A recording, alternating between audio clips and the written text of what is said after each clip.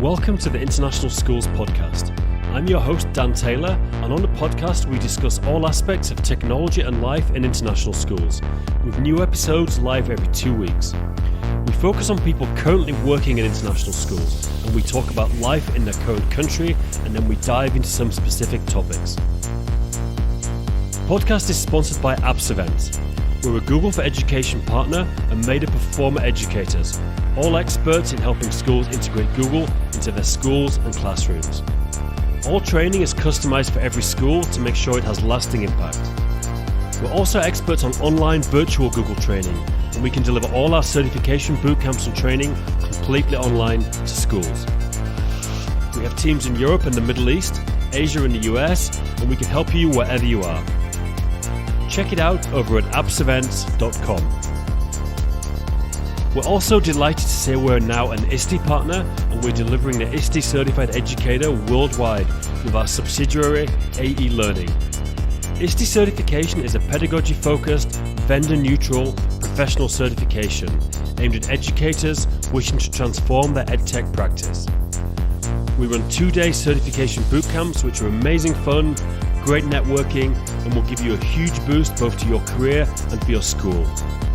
Get all the info at aelearninglab.com. Finally, the podcast is brought to you by Acer for Education. People ask us what Chromebooks and Windows laptops we recommend for schools, and after literally trying them all, we always recommend Acer.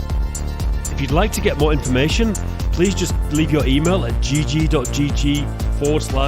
Education, and we'll get straight back to you. We go to Acer HQ in Taiwan every year to be part of product discussions, and they are genuinely the best thought out, cost-effective, and durable devices out there. And now, on to the interview. Hello, welcome to the podcast. Today, I'm delighted to be talking to Laura White in the UK. Laura is a teacher in a few areas, mainly religious education and philosophy, and she's also a consultant. She's been involved in the Google Innovator program. I've met her once. We were just discussing it at a Google event, and she's transitioning to be a full-time consultant in the new academic year. We're recording this in August 2020. So a lot to talk about, and welcome to the podcast, Laura. Morning, Dan. Thank you very much for having me. Cool. So Laura, I think obviously it was really interesting to talk about your background. I was looking here, you did a few things at university and then obviously went to teach at a couple of schools. So it'd be great to start at the beginning of I guess the story. Did you always knew you wanted to get into education, and did you study something with that in mind, or was it just something you got into later on? I describe my entry into teaching as accepting my fate. So after graduation, I did an English degree at Cambridge, and I really didn't know what I wanted to do. So I spent my 20s kind of, singing in punk bands, training for priesthood, running my own business as a personal trainer. And I just couldn't kind of find my groove or find my thing. And I decided to give teaching a go. And I had a very interesting and entertaining introduction to the practicalities of teaching in quite a tough school in Eastbourne. And within a few minutes of being in the classroom for the first time, I knew this was for me. Right. And I haven't looked back. So I've been a teacher now for 15 years. Okay. Yeah, but you must have done pretty well in school, because Cambridge, obviously Oxford and Cambridge are the hardest universities to get into in the UK. So I presume you've done pretty well up until that point. Yeah, I think I was a very curious child. I think the International Baccalaureate program would have suited me much better than A-levels. Again, I just didn't really know what I wanted to do. I had interest in lots of fields. So I chose a pretty disparate selection of A-levels in the UK system. And actually, if the IB had been available to me, that would have suited me better, because I could have kept that broader, more holistic platform. As it was, I ended up trying to do physics and English and French and general studies and maths, and it was all a bit too much. So, yeah, not a direct route into religious studies teaching at all. But yeah, I'm definitely I'm with you on IB. I think definitely for my own children, when they're young now, but I definitely would like them to do the IB. I think I don't like GCSEs and A-levels. I think it's crap. And I actually did similar. I did maths and physics and geography and general studies, and I wanted to do history, but I just yeah, it's too much work for me. It seemed like, So I just think If I take myself, I think I made a mistake. I don't think I should have done any maths or physics. I should have done history and a few other things I was really interested in. It was kind of my dad. I don't want to, not a sob story, I mean, I did okay, but like my dad kind of was like, oh, you should do science. It's more practical. You get a better job. And it's kind of silly to decide that at that age. It's better. I think the IB the diploma program has a bit more of a broader reach, for sure, more international. Having taught on both programs, I think there are some students to whom the British system is very well suited and some students for whom it's really not. And I really enjoyed teaching. My first school that I worked at, a school called Ardingly College in Sussex, they offered both. So they had a dual program and students could select or be advised as to which program would suit them better. And I thought that was a really powerful setup. And, it's not one size fits all. I mean, then you've got the other end of the spectrum, the American system, which is like first year or 2 years at university is still doing a range of subjects, which is completely different from the UK. But there's this rise in liberal arts programs that UK students certainly are, I think, increasingly selecting those kinds of programs because they want to maintain that breadth. They're interested in lots of things. They don't want to specialize yet. Yeah. Cool. Yeah. So you went into teaching after doing your degree in Did you do like a PGCE or what did you do as your teaching route teaching? Yeah, so I did a PGCE at the University of Brighton. So I had a master's from Cambridge in English, and after about 10 years or so, I did my PGCE in religious studies because I've been very interested in theology and potentially training for priesthood. At the same time, I was doing a master's in pastoral theology at Heathrow College in London. So right. I'm always interested in learning. I'm always interested in developing as a person, and I think that approach comes across when you're teaching and when you're training people. Yeah. I'm curious, and I want my students and my people that I'm training to also be curious and have lots of questions. So yeah. I'm always spinning plates. I'm always learning something. Cool. Yeah. Didn't I hear something that Heathrow College closed down or something recently? I'm sure I saw. Yeah. Yeah, it's been the finest place to study philosophy and theology. Obviously, that's a subjective claim, but they have an incredible program. And I studied part-time there as a master's student with incredible people from all over the world. And I felt so kind of privileged to study there. And it's had funding issues effectively. And I'm not sure whether it's closed or reformed, but the story is not a good one. Yeah, it's a shame. Cool. So what? So you went into teaching philosophy and religious education. Like, was it like a religious, like faith-based school or a regular school? Yeah. So in the UK system, all students have to study religious studies up to the age of 16, regardless of the context. It's supposed to be 50% of that is supposed to be have a Christian foundation in terms of connectedness to our Christian heritage as a country. But if you're a faith-based school, you can select something else. Sure. The idea is that all children should have a bit of religious literacy, a bit of self-understanding, and a bit of other understanding. So my teaching has been in schools which have a Christian ethos, but they're not specifically faith schools. So that's not been by selection. It's just been schools that tend to value an academic approach to religious studies. Yeah. Okay, cool. But I've also, within those schools, taught lots of philosophy and ethics-based courses, which are more secular. So the British A-level is quite based in philosophy and ethics. And obviously the IB philosophy course is completely secular. And it's really fun teaching those things sort of side by side and moving between those worlds. It's funny, yeah. I didn't do any. There was no option to do philosophy at my school, and yeah, I couldn't have even told you what philosophy was at 18, even in the basic level. Like I had no concept of it. It's really nice. I mean, one of the things that I think St. Catherine's, where I've been for a long time, does really well is in year 9. So that's when the students are 13. They all follow a miniature PPE course. So they do a little bit of philosophy, a little bit of politics, a little bit of psychology, a little bit of economics. Yeah. In year 9, pre-GCSE. It's just that stage where they're just kind of opening up to the world, and it's giving them a bit of a vision beyond GCSE and saying, okay, GCSEs are coming, but after that, there's this whole rich world of stuff to learn about and know. So that's been a real privilege of teaching as well for the last. I don't know if within the IB you're familiar with the TOK program, the Theory of Knowledge program. So what we do at St. Catherine's, or have done, is like a little mini Theory of Knowledge program for them, just at that stage where they're just ready for it. Sure. That's been a lot of fun. That's cool. So, at some point you seem to transition into like digital learning. Do you want to talk a bit about that, how you got into that kind of area? Yeah, well, I think it's I think it's really interesting how the picture has changed in education in the UK, certainly. I'm sure it's not the same everywhere, but when I was training to be a teacher, back when dinosaurs roamed the earth, about 15 years ago, I remember being described as an innovative user of ICT because I would actually turn the projector on and have some slides. Right. That was kind of, at that time, considered quite edgy and quite, Yeah. ooh, you're doing that. That's interesting. And I'm not sure how, in terms of how we're teaching our teachers and training our teachers, developing our teachers, how well we're moving beyond that.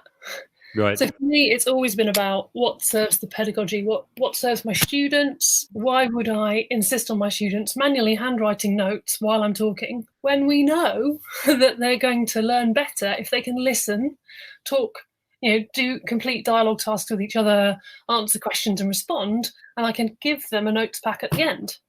Yeah. So they've got the notes on the screen and we can look at them and talk at them together. That's going to serve their learning better. So I was led into digital by the sense of my students needing something more, something in addition. And also by some of the real practicalities, I can save myself time. Yeah. I sometimes joke that I get into digital because I'm lazy. But actually, why would I reinvent the wheel every year if I've got the resource, if I've spent the time making that resource to the best quality I can 1 year, I can then adapt it and reuse it. Sure. Whereas if I'm not using any digital resources in my teaching, every single time I'm kind of dredging it up from my memory and from old handouts and all the rest of it. So I think my digital journey came from student need and from my desire to be efficient and to make the most of my time so that I could really focus on my teaching. Right. Cool. Do you think that, so obviously as we record this, we're in the sort of time of coronavirus, do you think that that's actually in some ways helped people move digital? Because there's a huge amount. It was obviously the UK Department for Education sent an email out to pretty much all schools saying you need to choose Google or Microsoft, and they both have obviously, Google Classroom, Microsoft Classroom. There's a lot of, classroom management tools, obviously using Meet for like we're using right now for this to record this. Do you think this has actually forced a lot of teachers who were reluctant or resistant to it to get into sort of use digital tools in teaching?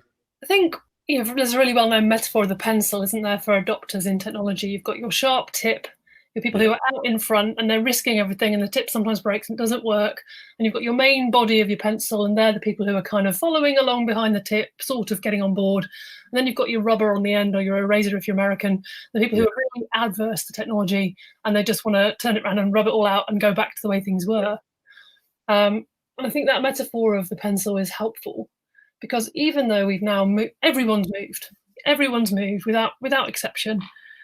Every teacher that I work with has adopted something new.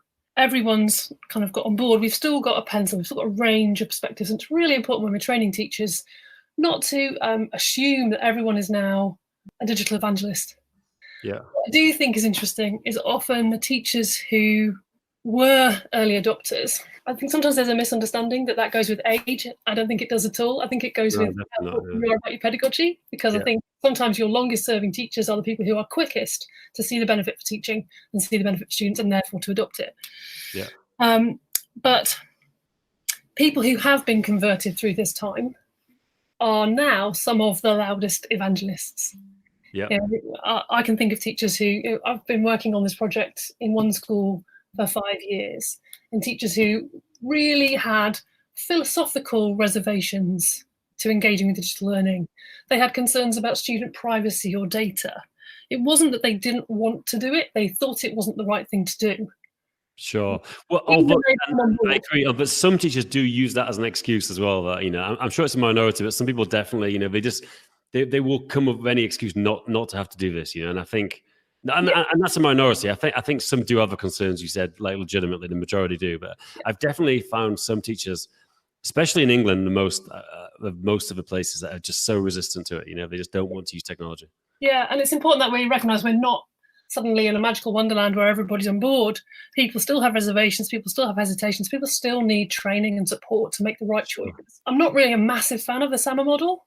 It can be a useful way of starting conversations about people, and sometimes what's happened for some teachers is they've just translated what they were doing into digital without actually doing any kind of redesign or rethinking. So one of the measures I've always asked teachers is, how is this helping your learning? How is this giving students something better or saving you time? They haven't answered that question. They've just taken exactly what they were doing before, maybe lecturing to a room, and they're just lecturing on Zoom. And that isn't better. That isn't helping. Yes, it temporarily it's solving the temporary problem you have. But if you put that teacher back in the room, they're probably going to revert to what they were doing before. What we need to do is see how teachers can hold on to what's been effective learning and take that with them back into the real classroom. So I've run some workshops for teachers, reflective workshops. I think reflection is probably one of the big themes of my working life and one of my big approaches to stuff. In order to go forward, we've got to really take a moment to notice what's working and what isn't working. And one of the biggest challenges for teachers is how slammed they are and have been, and how hard people are working, particularly people who have children of their own at home and they're working from home. It's all been a bit hectic. We've done a couple of things where we've taken a day and we've asked staff to just talk with each other in context and establish what's worked. Just have a short period of time of sharing what's been really, really effective, then acknowledge what the challenges are, and then talk and plan about how to go forward. So this kind of look back, acknowledge the difficulties, and now let's go and do some concrete planning for September. And we want to plan in ways that are resistant to all situations. We don't know yet what situation we're going to be in September, do we? We've got, it's coming closer, but it's still unknown.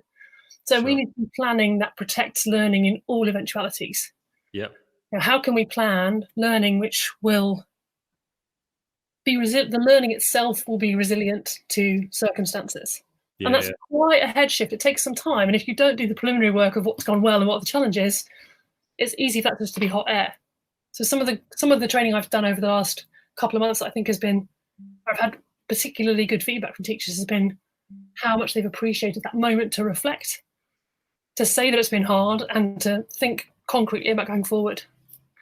Cool. Yeah, I just want to come back to one thing. Obviously, the SAMR model is something, in education technology we talk about all the time. But and you said you had some criticisms. Like, could you just I guess some people probably don't know what it is. There's definitely. Could you give a quick summary? And then I'm just keen to see what are your criticisms of it? Like what do you think isn't? Is it you think it's an oversimplification, or just? I'm very curious what you think. Yeah, like all jargon, it's useful. But it's limited. So, for example, not everyone knows what you're talking about when you say SAMR. So if you stand up and do a talk,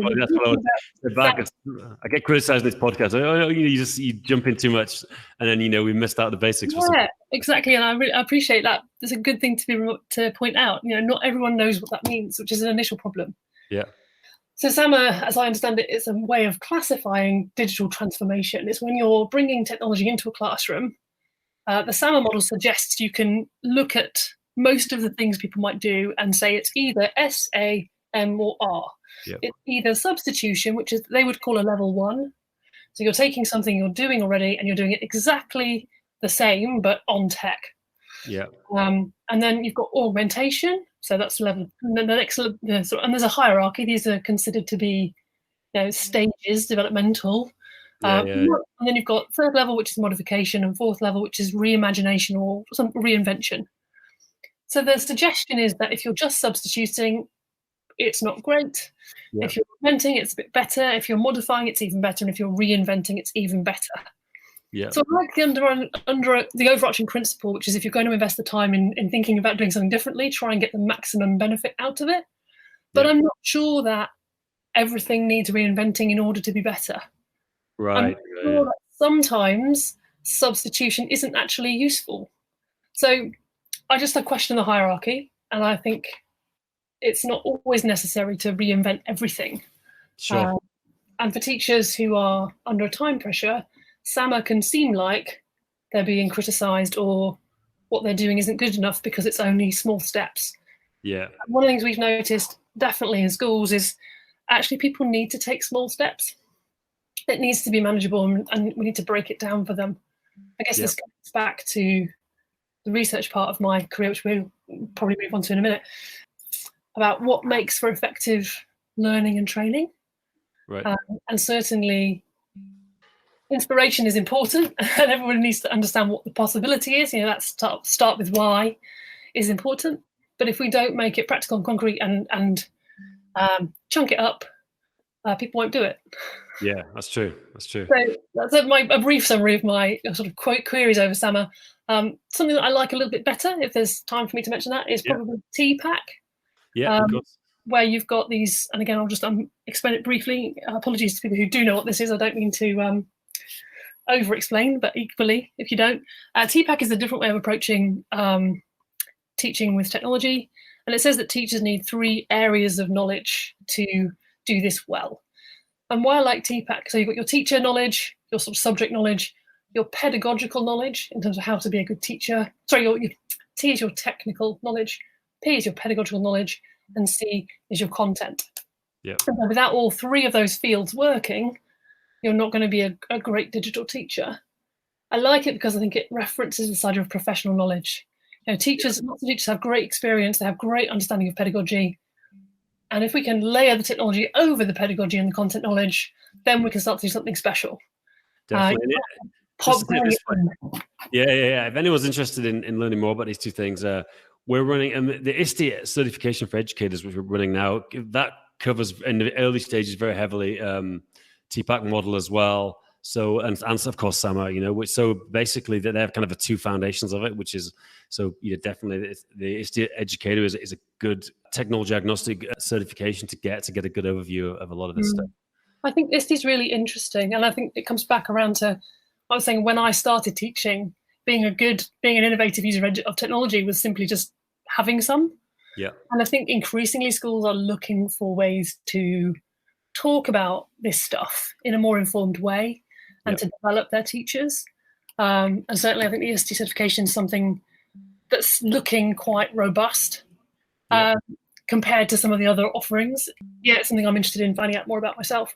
I think for the schools in the UK who want to do interesting things with their teachers and who are ready for that, because not all schools are, I think ISTE is a really good route to explore. Yeah, well, that's the thing. One of the reasons we became only the second ISTE partner outside of the US, and one of the reasons is they're looking to get more active in the UK, definitely, because there's nothing really similar that exists in the UK right now. So yeah, it's interesting to see how it's going to develop. I'm not sure right now, but there's definitely a lot of interest. We've got a couple of trusts who are already looking at doing the ISTE certification, so it could be interesting. Yeah, I think it's important. We need frameworks. Yeah, definitely. Well, even if you don't, if the thing about a framework is even if you don't adopt it, you've got as a point of reference to whatever you do decide to use. It gives you a starting point. Totally, and I've been a fan of the things I've explored so far about ISTE, certainly. Yeah. So, like you mentioned about obviously doing some consulting and stuff with other schools. How did you get into that, and what, obviously you had a job and you started doing some freelancing, in a kind of more practical way, people that might be looking to do this in a job, but what were the steps you took to sort of figure out what you could consult on and how you actually, managed to get the customers and stuff like that? Yeah. So for me, it's been a very gradual process. First thing I did, and this is going to sound like I'm incredibly self-confident, which really isn't the case and certainly wasn't then. I kind of fell into my first opportunity and it's grown from there. So I actually went out to California and did a talk at a conference in Palo Alto. So a sort of Google summit. Yeah. And I talked about critical thinking and Google tools, which for me is part of this whole digital approach, is to be critical about our consumption of technology and how we use it. And I offered this talk and it was picked up.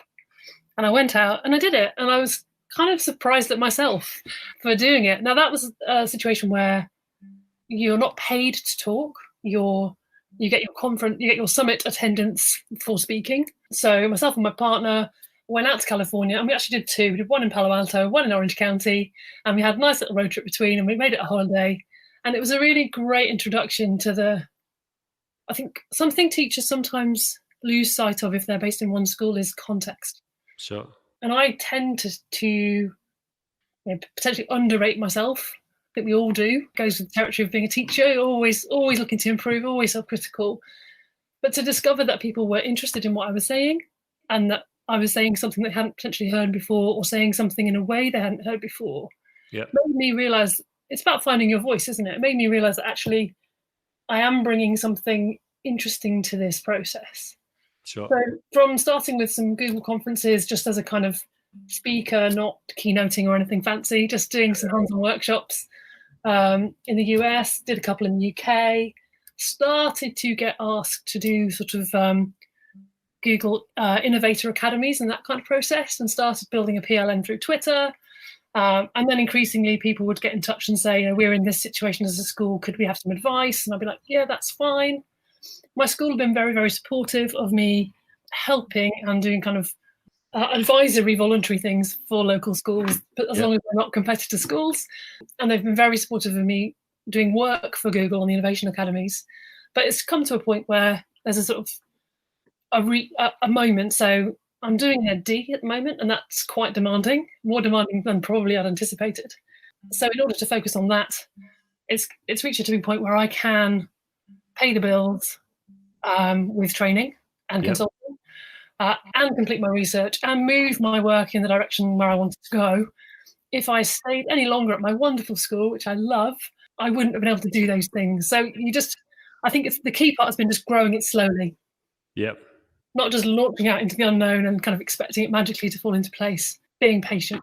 Yeah, definitely. Well, and it's like, I think you've done the right thing in that, like, people sometimes, I mean, I get asked all the time, how do I, all the time, like, how do I become, Ben gets asked it, an education consultant, and how do you do this full time, and how do you speak at events, and how do you do training? And the thing is, like, you have to build a network first. You almost without fail have to do things for free and still do things for free. I mean, I do things for free all the time, even though we run a business, which is consulting and training for schools, we still do things free every week. It's always like, it takes a long time, and it's great to build this network while you're still in the school. I think that's the best way to do it. Start speaking at events and start, doing some work. And, because also there's a practical thing, because everyone thinks they want to do something like this, but actually some people don't like the uncertainty. And if you actually do it a while and realize that, you've also got to be a salesperson, you've got to, if you're work for school, you've got to sell yourself into the job in the interview, but then that's not too much, sales to the school management, whereas when you do this kind of thing, it's always selling, you're always getting new relationships, and that's something that a lot of people, some people love it, some people don't. It's, it's good to try that out when you're in a school and then see if you like it as well. Yeah, I think absolutely. I think there's two things I'd say. That definitely starting out, just getting some experience. Absolutely, as you say, being willing to learn, listening, and when you go to those kind of events, listening to everybody else, learning as much as you can. I have seen a few people kind of turn up, do their thing, and go. And at the summits, at the events, you can learn a huge amount, even if you think you know what that person's going to say. Watching how they say it, watching how they deliver it, watching how the room responds to how that delivery goes, looking at presentation skills, all of that stuff is all professional learning that teachers need. And even if you don't go on to consult, you take all those skills back into your classroom and become a better teacher. The other part of that is I was very lucky to have a very supportive school. And I know not everybody would have that. And I've always been very open with my leadership around what I'm doing outside school. And I think that relationship that I have there has allowed me to grow this. I know not everybody has that, so I'm very fortunate. When schools now are looking for advice, that's the part where I want to be generous and I want to help. I'm still learning how to balance that part with them actually then kind of following through and booking training. Sure. Because I do have this kind of good intentions attitude to things. I think it's really important to be as generous as you can be in life, but you've got to kind of get that balance right, haven't you? Sure. Yeah. You need to make a living. Yeah. Totally. So I think it's like, it's very short-sighted, the school leadership, senior leadership, that doesn't let people go out and do it. I mean, for me, it seems insanity. Schools should be encouraging every teacher to go out and speak at events, and restricting that, it just seems like they're not thinking about the growth of the teacher themselves or what that can bring to the school. It happens all the time. People don't get the sort of opportunities you've had, and I genuinely don't understand why leadership is like that. I know that leadership and schools generally are under massive budgetary pressures to hold on to people, but I've seen some really creative responses to this in terms of training, and most of what I've done hasn't required cover or anything like that for the school to provide, so it's been quite easy for them to say yes to, because they've chosen to be supportive. But I know it's not the same for everybody, so I'm lucky, and if you're in a position where it's not the same, then trying to find ways of doing it to make it as easy as possible for your school to support you. Yeah, and you went to America for your first event, and that's for UK teachers. Always look at stuff in America, and in the US, there's a lot of events take place in the summer holidays. We do the most we do in the US in the summer. It's huge. PD is much bigger over there. It's much more common for teachers to do PD, and it's much more common in the summer. So that's kind of just a tip. People looking to represent the conferences, check out all the ones that take place in the summer. No time needed to take off work, and it's really a lot going on in the summer in the US, July, August. And it was really exciting. It's a really interesting thing to do, and you can learn so much. And particularly if you are UK focused, getting outside the UK bubble and doing some training, in Europe, or doing some training in the US, or just attending those conferences and speaking, it will widen your perspective on education, deepen your practice, help you to be even more thoughtful about your own classroom and your own students. It's a win-win. Definitely. So it's not now you're in the process of going to do this full time, or you're actually doing it right now. How's that going? Like, is it? Are you looking forward to? Obviously, you've chosen a kind of a fairly interesting time given the COVID. And I know as well. One thing I want to mention: you're also doing this digital equity stuff, which is really, really keen to hear more about that. But how are you finding it? Transferring to doing this full time. Yeah, it's really early days. Literally, we broke up at school on the 14th of July, so. Yeah. I decided to give myself a little holiday because it's been quite an intense term one way and another. So now I'm getting started more formally. It's exciting. It's a little bit nerve-wracking. I've got the calendar for the year, and it'll be the first time for me in a long, long time that September hasn't been back to school. Yeah. And just psychologically, that's a huge shift to make where I will determine my week. Yeah. One of the biggest drivers is to try and complete my research. I'm doing an Ed.D. at the Institute of Education in London as part of UCL, and it's a really demanding course, and I have found it very difficult to do it to my satisfaction alongside working a very full-time job in a very busy school and doing a bit of consulting, and doing the other things that I do. I do crazy ultra marathoning and all kinds of stuff. So for me, part of coming out of full-time school is to have time to really focus on this research alongside the consulting. Yeah. To ask about the research, I'm very curious. Like, first of all, how would you describe the difference between doing an Ed.D. and a PhD? Because obviously there are two main options for a doctorate in education. Like, what are the differences, and why did you choose this one? Yeah, so I had a good look at things. I really was feeling about sort of 5 years ago that I needed to invest in myself professionally and sort of make progress. And I could see various options to do that. And I'm always wanting to study. I'm intellectually, academically curious. So I thought a PhD would be the thing to do. And I looked at various options. And for a start, most of them seemed to be full-time. Most of the ones I wanted to do seemed to be full-time. And there's no way I could have come out of education and just fully funded a PhD for 6 years, probably, that would take to do something. So the PhD is a much more sort of traditional process. You find a supervisor and you basically write, or you carry out a research process and you write it up. The Ed.D. is described as a professional doctorate. It's very much tied to your working practice. So it's designed to be done alongside teaching or leading a school or whatever you do. And it's anchored to your work. So rather than one big piece of writing, the first 3 years is essentially a research training program. They teach you to be a researcher. They teach you to write research projects. They teach you to write proposals, to do methodological studies. They teach you all this stuff, which otherwise someone like me, coming from an arts background, would have no clue about. Yeah. And you complete these chunks of research, which you write up. And once you've completed the first 3 years, you then write your thesis. But your thesis is much shorter than a standard PhD thesis. So up to now, I've done, so September will be my 4th year, and an Ed.D. is 4 to 7 years part-time. Right. So you don't have to give up your job unless you choose to, in my case.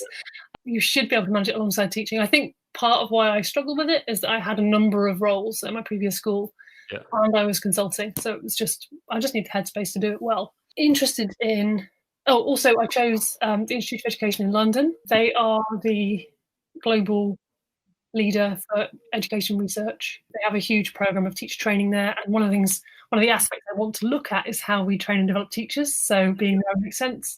And they also have the UCL Knowledge Lab, which is looking at lots of connected things to my area. So I'm looking at digital learning and thinking skills. And this whole aspect of how do we learn digitally, how do we teach digitally, how are digital tools changing teaching and learning, how can we help teachers develop their skills and reflect, and how can we help students learn more effectively. Yeah. It's been very challenging. I've really enjoyed it. I've learned a lot. What I've done primarily so far is look at, basically, I've created or developed a research tool for looking at digital learning in the classroom. So as a digital learning lead, I would quite often go into a classroom, having coached or trained a teacher a little bit on the tool they want to use, and I'd just support them in delivering it, or do some digital observation. Yeah. And I don't know about you, but if you've got into that situation and you've sort of sat there in the classroom, watched the lesson, tried not to kind of interfere too much in the progress of the lesson, tried to sort of sit back and let it happen, and then at the end had that conversation with the teacher.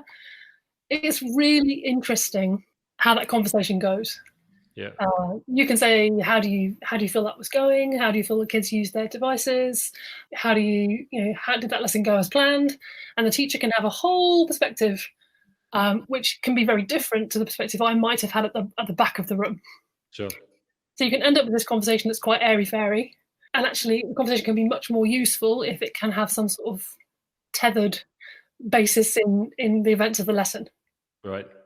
So without getting overly technical, there's a research method called stimulated recall that education researchers have been using for ages, where you basically video the lesson and then you do a process of talk through. So you look over the video together with the teacher, you ask them prompting questions, and you're encouraging them to remember and recall the events of the lesson with more clarity because it's anchored. So all I've done is made a digital adaptation to that, where we've recorded all the kids' screens.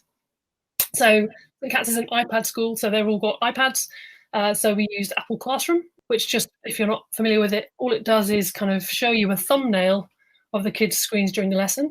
So I screen recorded that with a lesson soundtrack. And then you're saying to the teacher, okay, let's look together at the events on the students' screens during that lesson. Tell me, why did you choose to do that way? What do you see here?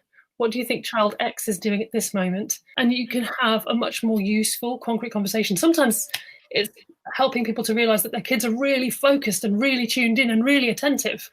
Sometimes it's pointing out that maybe, this child who's currently very quiet at the back is on Minecraft.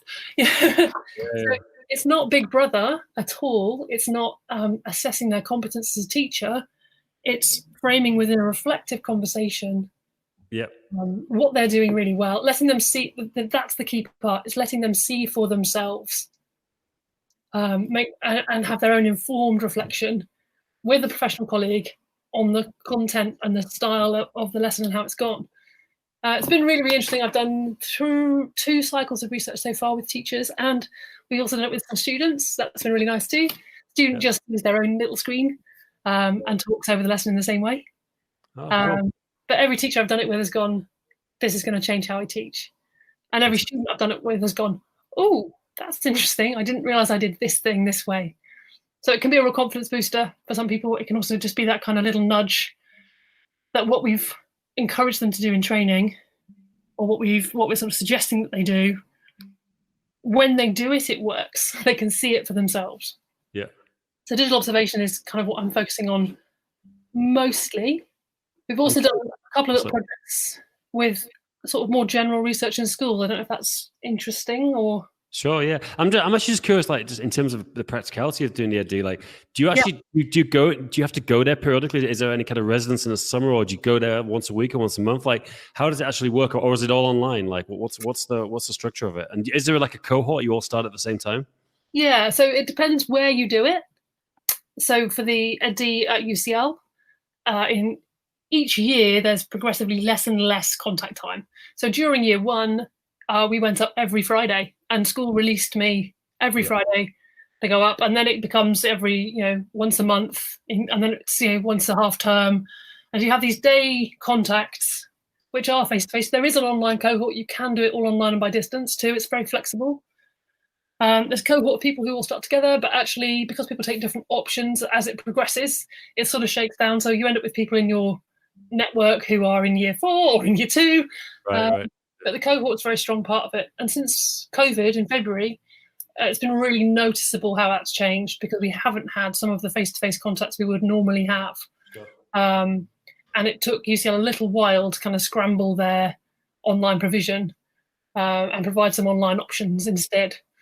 UCL also has a really good program of courses that you can access, which are online and face-to-face around research training. So if you know you've got a particular need to develop a set of skills, or you want to look at a particular theory, you can find online or face-to-face courses to supplement what you're getting through the direct program. So it's pretty flexible. For most of my cohort, their schools are supporting them either with fees or with time, not necessarily with both. Yeah. And so in my case, the school supported me with time, but I paid my own fees. That's fine. Yeah, definitely. And so you were saying about the general education stuff you're doing as part of it as well. Yeah, so I've been out of formal education for quite a while. I did my master's just as I was doing my PGCE, so about 15 years ago. And I certainly found some things, just like academic referencing, just it's fiddly, it's important to get it right.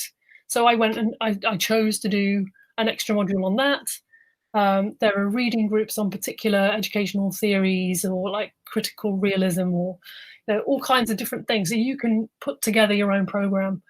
As part of the Ed.D, you have to accumulate a certain number of points for each year. And some of those you get from the face-to-face contacts, and some of those you get from adding your own additional courses. So I've done additional courses in data analysis and evaluation. I'm an English and theology graduate. You give me a pile of stats, it doesn't really mean a great deal to me, but now I can put that stats into a statistical modelling program, and it helps me to analyse the data that I'm drawing out of those conversations with teachers after the research. So it's really flexible. It's suited me quite well. But I now feel that I need more time than I have if I'm going to keep teaching and coaching in school. Something's got to give.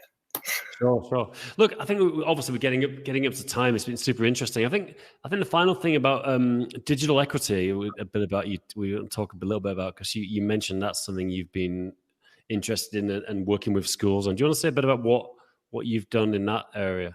Yeah, I'm just getting started on this. So I guess this probably goes back to international schools, kind of coming full circle. Having worked in international schools and been part of those kinds of overseas trips that international schools often do, I was really struck initially by a trip to Kenya a while ago, how our devices that we have, they don't disappear. When we recycle them, when we upgrade, they filter down.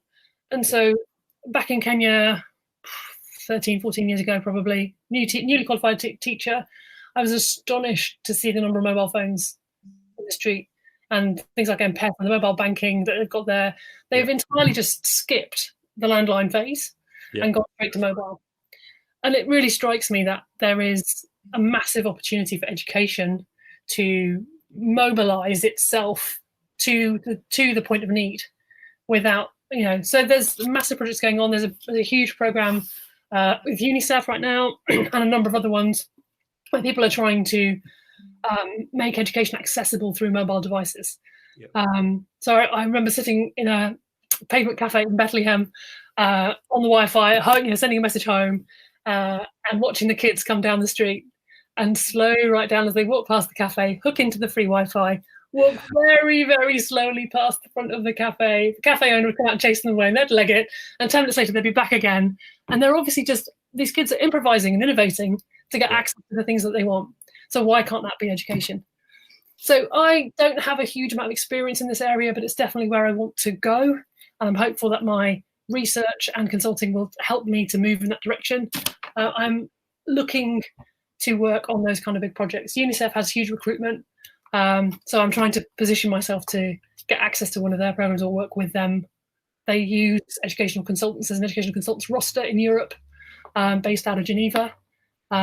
That's sort of one of my next targets, definitely. And UNICEF, that's fascinating. Do they, consultants who work with UNICEF, do you get to kind of go in the field to certain countries to work on projects, or is it online, or is it a variety of things? It varies. So every single day there's a huge list of opportunities, and they will indicate whether it's remote or local. They'll also indicate whether you need to be, a resident of a Philippines native, because some of the work is particularly for local people in that community. At the moment, they're doing a huge project with mobile education in Malawi. So at the moment, they're looking for people to build that platform. But the next thing they're going to be looking for is people to help teachers use it. And that's, I want to be right there, front of the queue going, yes, this is something I'm passionate about. This is something I think is really important. We can change life for the better with education. Statistically, we know, particularly if we focus on the education of girls, we know that transforms communities because girls typically pass their education on to their children in a different way. There's so much good stuff to do. And when we're in schools, training teachers and talking to teachers and coaching people, if we can tether together all of these ideas around, let's be critical consumers of technology, let's use what benefits the learning, let's be informed by research, let's have meaningful conversations and reflective conversations about technology, teachers can transform their classrooms, children's learning can be transformed, and the whole world just kind of opens out gradually. So, I am an idealist, I am an optimist. I do think we can make a difference in the world, but it takes a bit of time, and that's why I'm coming out of full-time education, to give myself time to try and pull all these pieces together. Yeah. Cool. Well, really interesting. Best of luck with your freelance. The Unicef stuff's really interesting. I'm going to check it out. Thanks for coming on the podcast. Where can people get in touch with you? What's the best place to look? Thanks very much for having me, and thanks for letting me chatter on about things that I'm interested in. I hope it's interesting for your listeners. I do have a website, thinkteachtech.co.uk, or you can hit me on Twitter, which is also @thinkteachtech. Always interested to connect with people who are, thinking about educational research or equity or just coaching or just want to have a talk about ideas. So it'd be lovely to hear from people. Great. Well, Laura, huge thank you again. And I'll put the links in the show notes to all the things you said, your website and Twitter and everything. Thanks again, and all the best for the future. Thanks for having me.